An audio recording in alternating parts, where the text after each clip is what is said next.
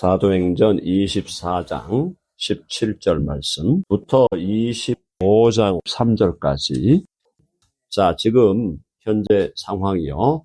벨릭스입니다. 벨릭스. 총독 벨릭스 앞에서 바울이 변명을 하고 있어요. 그래서 지금 바울이 유대인들의 신앙과 나의 신앙이 다르지 않다라는 걸 얘기하는 겁니다. 그렇죠? 거기 한번 봅시다. 14절에 보면은 그러나 이것을 당신께 고백하리다. 나는 그들이 이단이라 하는 도를 따라 조상의 하나님을 섬기고, 조상의 하나님, 동일한 하나님이에요. 아브라함과 이삭과 야곱의 하나님이고, 율법은 모세의 율법, 그리고 선지자, 율법과 선지자 합치면 구약이죠. 구약의 글에 기록된 것을 다 믿으며, 요게 우리 똑같다는 거야. 유대교나 기독교나.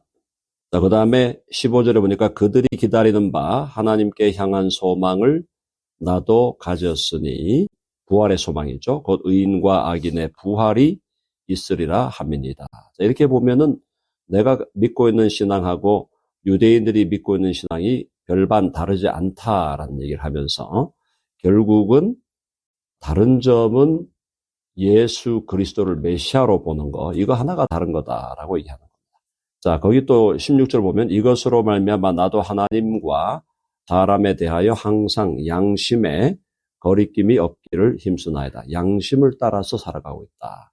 하나님 앞에서 양심을 따라 살고 사람 앞에서 양심을 따라 살기를 힘쓰고 있다. 뭐 완벽할 수는 없어요. 완벽할 수는 없지만 우리가 어쨌든 그렇게 살아가고 있다는 것이 바울의 변명이었습니다.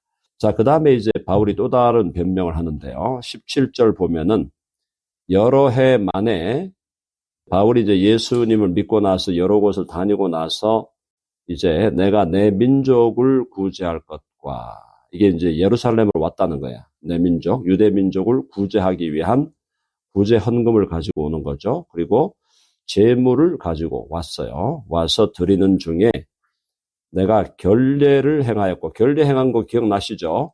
나시린들의 그 금식 기간을 머리도 이발도 안 하고 계속 머리 길게 했다가, 나시린이라는 게 하나님께 구별했다면, 나를 구별해서 나시린이 자신을 구별해서 그 기간 동안 보통 40일 혹은 더 많은 기간 동안 나시린의 상태로 있을 때는 머리에다가 칼을 안 댄다 그랬죠.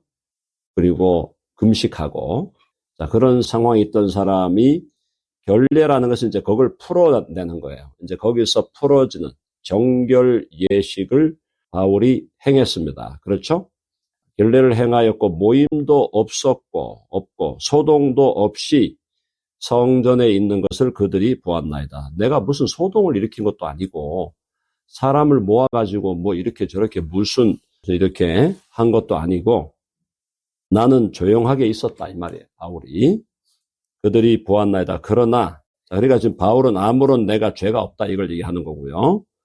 그러나 아시아로부터 온 어떤 유대인들이 있었으니, 자, 이 사람들은 왜 왔을까요? 아시아에서 온 사람들 왜 왔죠? 바울을 따라온 거야. 바울 잡으려고. 자, 19절. 그들이 만일 나를 반대할 사건이 있으면 마땅히 당신 앞에 와서 고발하였을 것이요. 이 뭔 말이에요? 야, 제대로 하려면 나를 벨릭스 총독 당신 앞에 와서 나를 고발해라 이 말입니다. 그렇죠? 그들이 만일 나를 반대할 사건이 있으면 마땅히 당신 앞에 와서 고발해야지 왜 자꾸 뒤에서 나를 욕하고 비난하고 제대로 법적인 사법적 절차를 밟지 않고 있지 않냐. 그러니 내가 죄가 없는 것이 분명하다. 바울이 그 얘기를 하는 거죠. 20절. 그렇지 않으면 이 사람들이 내가 공회 앞에 섰을 때에 무슨 옳지 않은 것을 보았는가 말하라 하소서. 자, 당신 앞에 와서 로마 법정에 서가지고 나를 고소를 하든지, 아니면 공회는 유대 종교 법원이죠. 유대 종교 지도자들이 모여있는 공회 앞에 섰을 때에 내가 무슨 옳지 않은 것을 내가 한 걸 봤다면 그걸 고소하게 하소서. 제발 좀 사법적 절차를 상식적으로 밟게 해달라. 이게 바울의 요구라는 거예요. 이 요구는 정당한 겁니다. 그렇죠? 바울은 정당한 요구를 한 것입니다. 자, 오직 내가 그들 가운데 서서 외치기를, 요게 이제 공회 앞에서죠. 공회 앞에서 내가 그들 가운데 서서 외치기를, 내가 죽은 자의 부활에 대하여 오늘 너희 앞에 신문을 받는다. 요걸 그때 여러분 기억나실지 모르겠지만 산헤드린에 모였을 때 갈라치기 했어요. 바울이 바리새인하고 사두개인을 나눴어요. 그래서 자기는 누구다? 나는 바리새인이다. 바리새인이니까 바리새인은 부활을 믿는다. 사두개인은 부활을 안 믿는다. 아시겠죠? 자, 그래서 자기들끼리 막 싸우게 만드는 거예요. 굉장한 전략가입니다. 이 바울이, 제가 부정적인 말 하는 게 아니고 보통 인간이 아닙니다. 바울은요, 보통 인간이 아니에요. 그래서 오직 내가 그들 가운데 서서 외치기를, 내가 죽은 자의 부활에 대하여 오늘 너희 앞에 신문을 받는다고 한 이 한 소리만 있을 따름이다. 나 그것밖에 얘기한 거 없다. 내가 지금 부활을 믿기 때문에 이렇게 지금 고발당하고 사람들에게 신문을 받고, 그러니 바리새인들이여 나를 지지해달라. 그렇게 한 거예요. 근데 재밌는 건 22절 읽어봅시다. 22절 다 같이 시작. 벨릭스가 도에 관한 것을 더 자세히 아는으로 연기하여 이르되 천부장 루시아가 오늘 오든 이 벨릭스라는 총독이 복음에 대해서 알았다는 겁니다. 이 사람이. 신기하죠? 벨릭스가 이 도는 복음이에요. 복음. 우리 기독교. 자, 복음과 기독교에 관한 것을 더 자세히 아는 고로 이 사람이 알았다는 거예요. 어떻게 알았는지는 확실치 않은데 뒤에 가보니까 이 벨릭스의 와이프가 유대 여자예요. 근데 이 유대 여자 이 사람이 크리스찬이었나? 이런 느낌이 듭니다. 어쨌든 벨릭스가 이 도에 관한 것을 더 자세히 아는 거로 연기하여 이르되 천부장 루시아, 이 천부장이 누구였죠? 바울을 보호한 사람이었죠. 네, 바울을 철저하게 보호하려고 했던 로마 천부장 루시아가 내려오거든 너희 이를 처결하리라 하고, 천부장 밑에 있는 사람들 백부장에게 명하여 바울을 지키되 뭘 줘라? 자유를 주고. 자유. 벨릭스라는 사람이 그렇다고 해서 진실하고 뭐 신실한 신앙인은 아니에요. 뒤에 가보면 돈 받으려고 그러거든요. 그런데 그런 사람은 아니지만 그래도 로마 총독으로서 어떤 상식선은 지키려고 했다. 그렇게 보여집니다. 빌라도보다는 조금 낫다. 그렇게 봅니다. 자, 백부장에게 명하여 바울을 지키되 자유를 주고 그의 친구들이 그를 돌보아 주는 것을 금하지 말라 하니라. 옥바라지 하는 거 그거 금하지 말아라. 영치금도 좀 넣어주고 자유를 줘서 뭐 두루마리 같은 거 있으면 그거 좀 읽게 해주고 그렇게 해라 이 말이죠.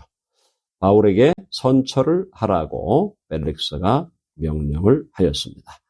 자, 이건 뭐 사실은 벨릭스라는 인간이 잘났다는 것보다도 하나님께서 이 벨릭스를 감동하신 거죠.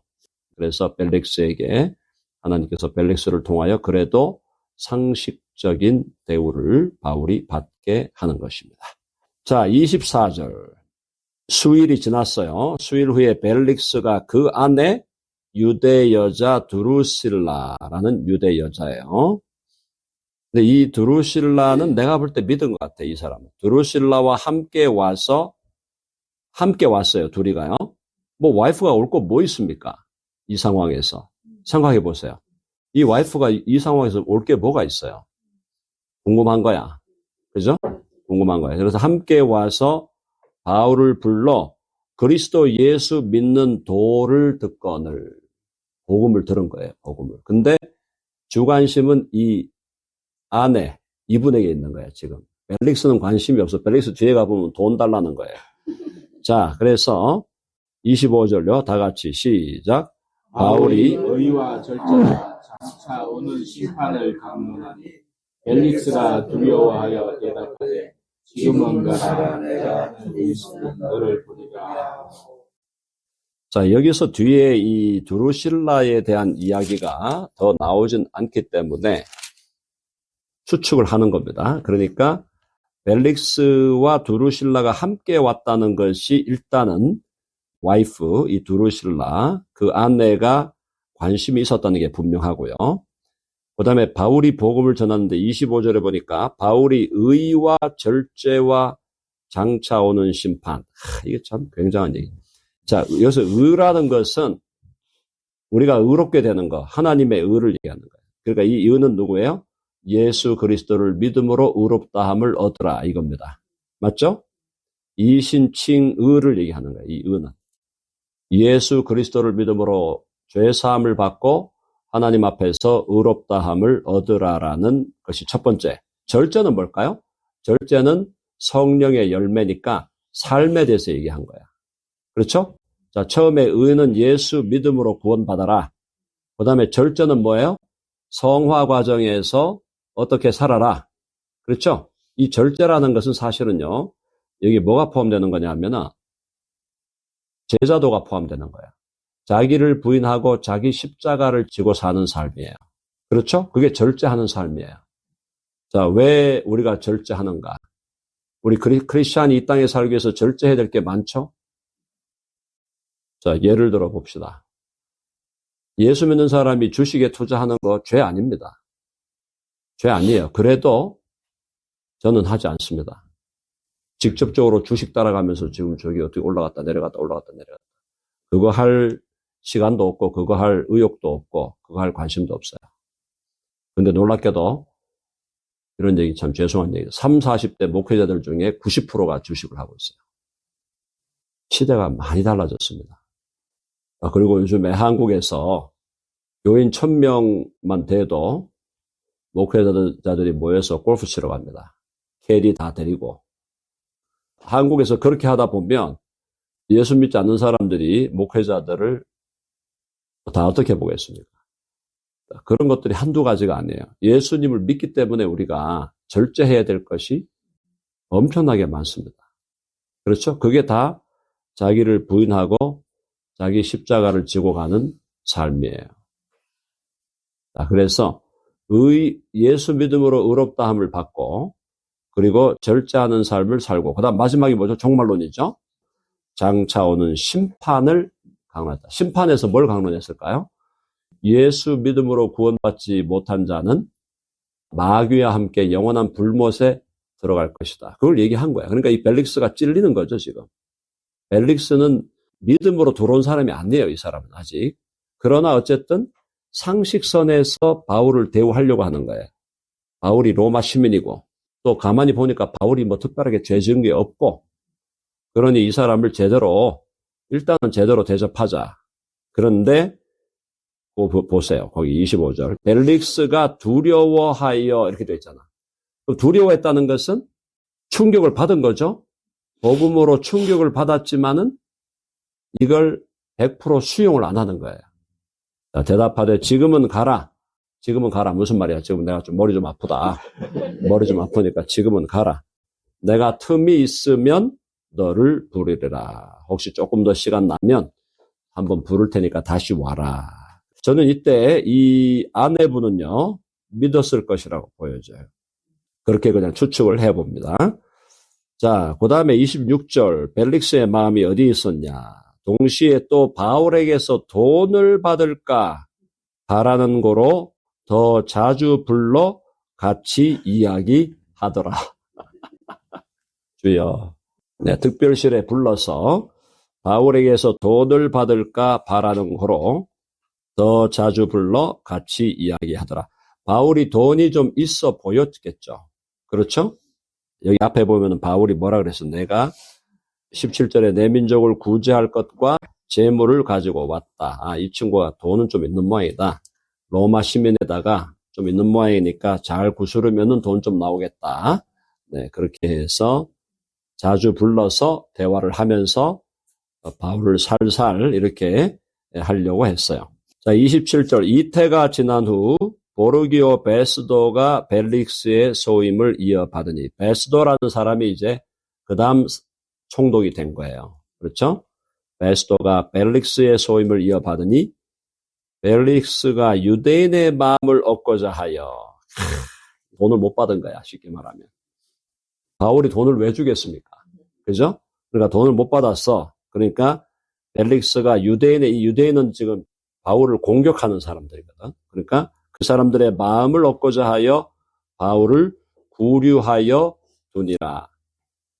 처음에는 자유를 좀 주는 것 같더니 뒤에 가서 브라이브를 좀 바랬는데 바울이 브라이브를 줄 사람도 아니고 또 있지도 않고 하니까 결국 유대인 쪽에 바울을 반대하는 사람들의 마음을 얻고자 해서 바울을 구류하여 두니라 이렇게 되어 있습니다. 자, 우리 인간의 본성을 보는 거죠.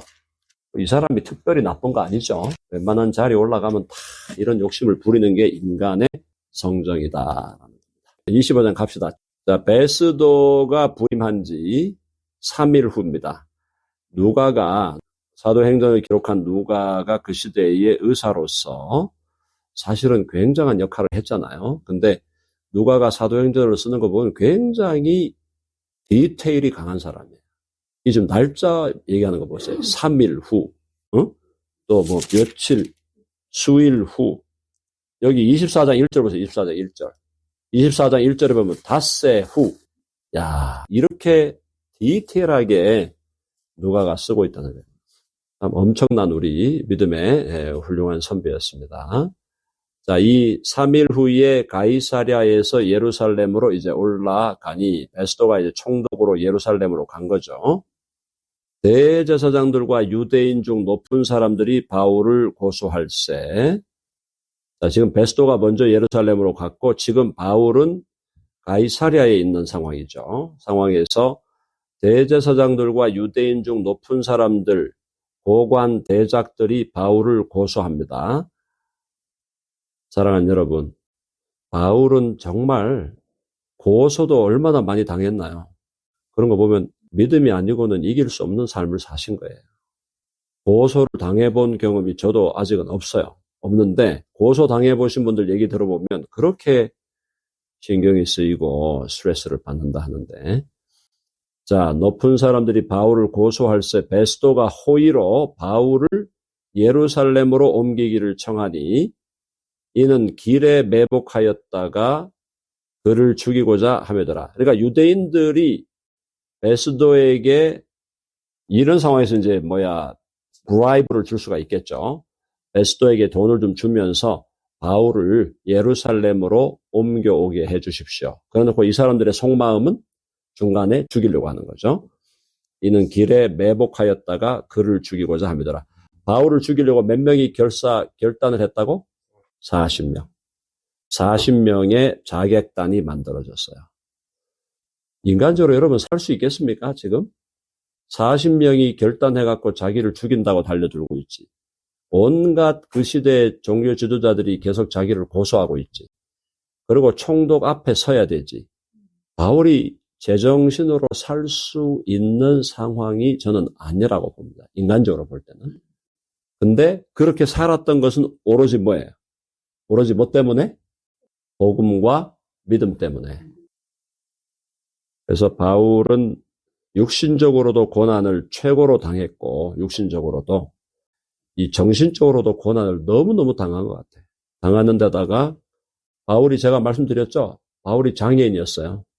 바울이 무슨 장애인이었습니까? 시각장애인. 시각장애인. 계속 이 눈에서 고름이 나온다 그랬잖아요. 그러니까 순전히 인간적으로만 보면 바울의 인생을 나는 택하고 싶지 않아. 그렇게 생각할 거예요. 인간적으로 보면은. 인간적으로 보면 바울같이 산다고? 자, 보세요. 바울이 사도라고 등장하니까 사람들이 뭐라 그랬어요? No, 너 사도 아니야. 바울이 예수 믿는 사람 다 잡아 죽이고 감옥에 가두고, 그렇죠? 잡아 죽이고 감옥에 가두고 하는, 그렇게 한 사람이 갑자기 나타나가지고 내가 예수님 만나고 내가 회심해서 예수님 나를 사도로 불렀다. 지금 현재 우리 이 contemporary context 절대로 안 받아들일 겁니다. 만약에 말이죠.